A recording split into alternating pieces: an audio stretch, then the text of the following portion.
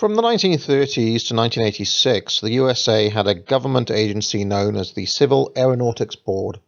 It served as a cartelizing device, in other words, a monopolizing device. The CAB was lobbied for by the big airlines. It was essentially staffed by people from the big airlines. The idea was to exclude competing airlines and to assign monopoly routes and also to regulate the rates so the rate would keep on going up and up. For example, only Eastern Airlines could do the New York to Boston route in those days.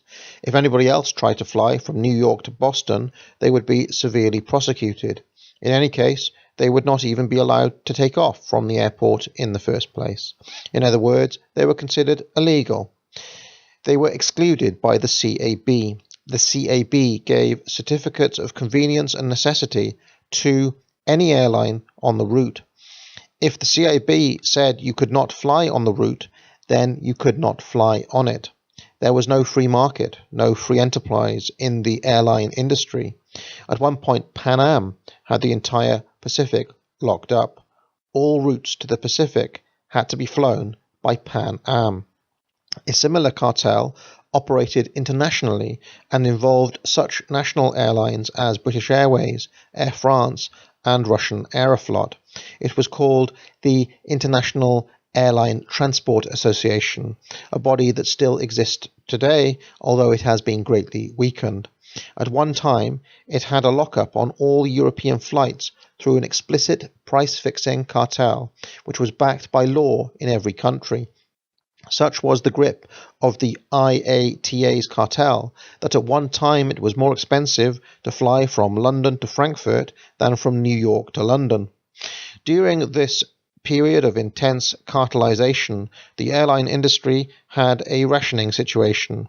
The CAB or the IATA assigned routes and excluded everyone except one or two airlines on each route. Those airlines locked up the most profitable routes and inflated the price of tickets. The airline industry in America was deregulated by Jimmy Carter in 1978, and finally the CAB was disbanded under Ronald Reagan in 1986.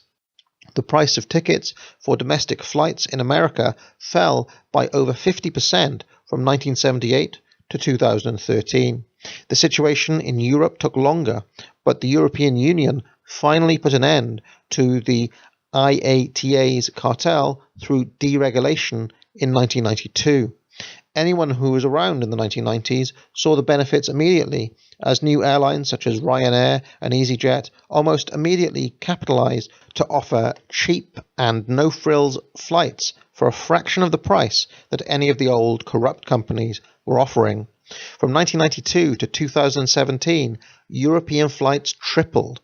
A family trip from Paris to Milan would have cost €1,600 in 1992, cost only €100 in 2017. When people use the word deregulation as a scare word, just remind them of all the flights they've enjoyed in the past 20 years. Now get out.